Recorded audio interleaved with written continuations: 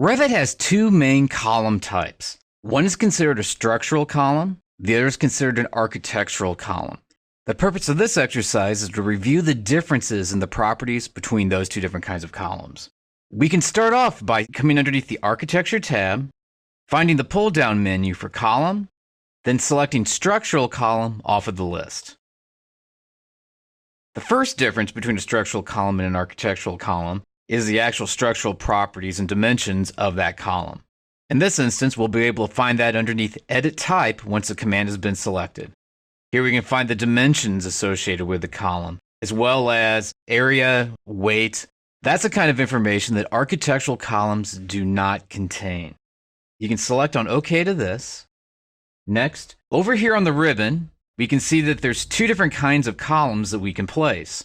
One is a vertical column and the other is a slanted column. All architectural columns by default are automatically vertical.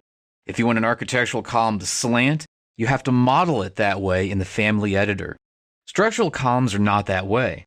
Structural columns you can have be vertical or slanted simply by clicking on the icon up here at the top of the screen.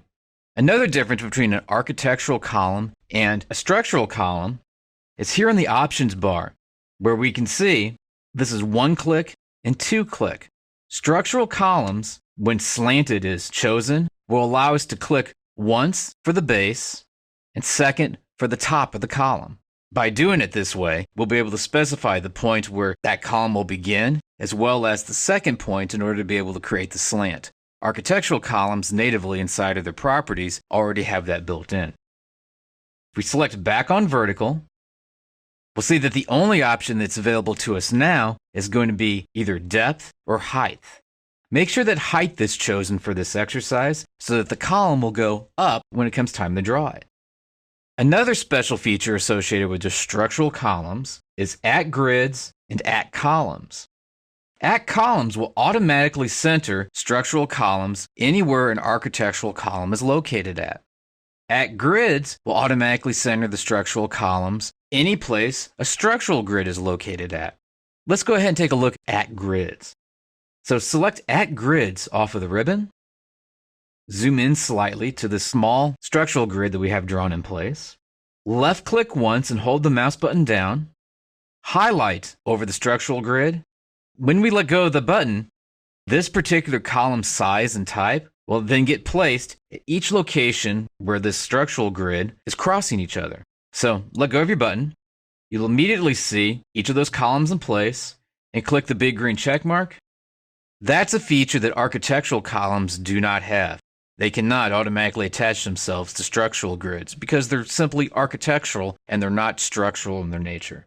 If we would move a structural column though, up here and have it touch a wall, and then select any place along the wall.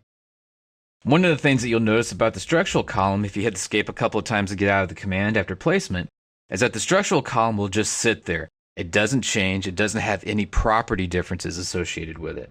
On the other hand, this is one of the major differences with architectural columns.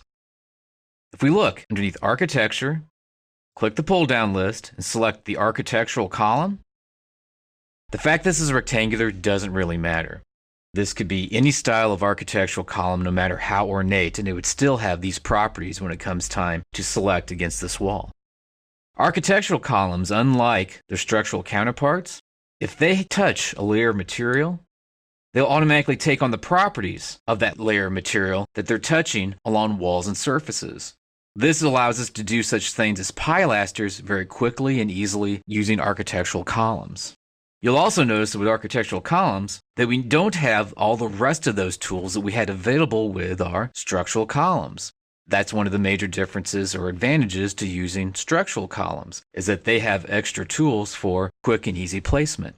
But the advantage of the architectural column is that whenever you place them up against an object, they'll take on the properties and materials of that particular object type. So, architectural columns allow you to place them and they'll take on the properties of any object that they select, while structural columns will allow you to place them along column grids or even inside of existing architectural columns by selecting on the appropriate tool. In this case, I'll select @columns, select on the inside of this particular architectural column, and click the big green check mark in order to place our structural column inside of it.